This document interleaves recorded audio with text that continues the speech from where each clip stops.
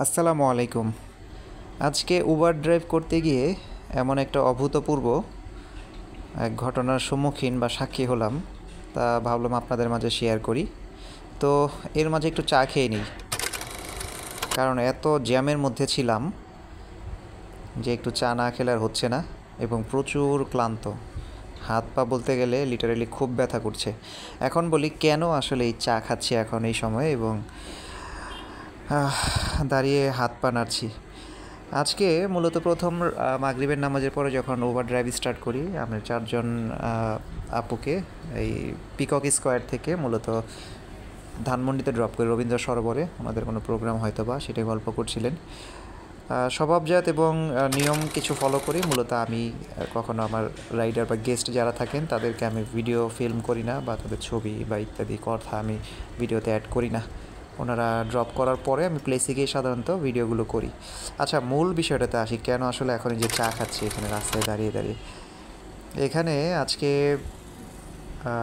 ওনাদেরকে রবীন্দ্র সরোবরে ড্রপ করার পরে আনোয়ার খান মডার্ন কলেজ বা মেডিকেল কলেজ, এটার সামনে থেকে একটা ফ্যামিলিকে পিক করি। খুবই অসুস্থ, মানে খুবই অসুস্থ, অল্প বয়সী একজন মেয়ে বা ভদ্রমহিলা।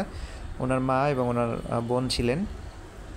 তো ওনাদের সাথে একজন পুরুষ ছিলেন। ওনারা ওনাকে আমার গাড়িতে উঠিয়ে দিয়ে পুরুষ ভদ্রলোকটি বাইক নিয়ে চলে যান। তো আজকে আগামীকালকে যেহেতু নববর্ষ, পয়লা বৈশাখ, ওনারা যাবেন এখান থেকে মিরপুর 2।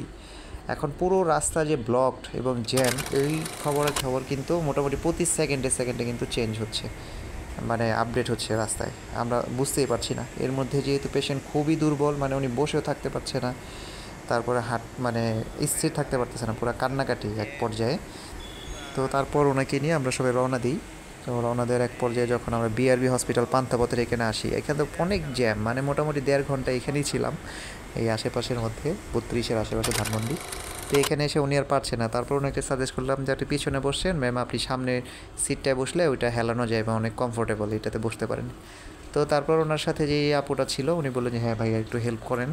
দেন তারপর যাই হোক আমরা সবাই মোটামুটি ওনাকে হেল্প করে আমার সামনের সিটে ওনাকে উঠাই, প্যাসেঞ্জার সিটটাতে ওঠানোর পরে ওনার ওষুধ খেতে হবে। ওষুধ নাই, কি একটা অবস্থা, রাস্তার মধ্যে জ্যাম পারাপারি চলতেছে। তো এরপর ওই রাস্তার মাঝখানেই বা একটা সাইডে একটু গাড়িটা রেখে হ্যাজার্ড জ্বালায় দৌড় দিলাম দোকানে গিয়ে এই রুটি কলা এটা সাথে সাথে কিনে নিয়ে আসলাম। আমার কাছে যে টাকা ছিল এই মুহূর্তে। তো যাই হোক, এটা আনার পর উনি খেলেন।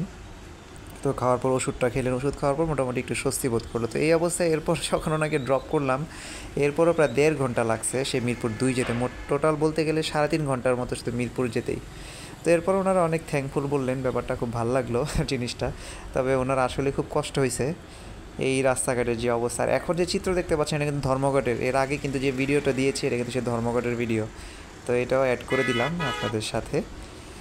তো ওই আপু যিনি ছিলেন, আল্লাহ পাক ওনাকে দ্রুত সুস্থ করে দিক, এই দোয়া করি। আসসালামু আলাইকুম।